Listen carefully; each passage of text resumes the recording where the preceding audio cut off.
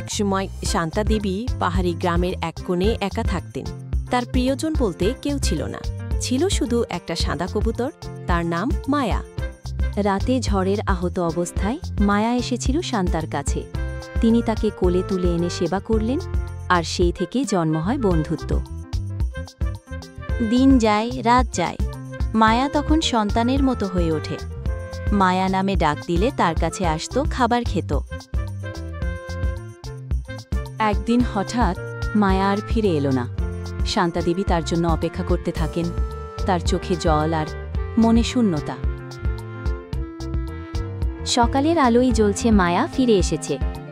জানালার পাশে দাঁড়িয়ে বলছে, আমি ফিরে এসেছি। তখন আর শান্তা নেই বাড়িতে। ভালোবাসা রক্তের সম্পর্কে জন্মায় না, অনুভবে জন্মায়। সেটা কখনো মানুষের মধ্যে হয়, আবার কখনো প্রাণীর মধ্যে হয়।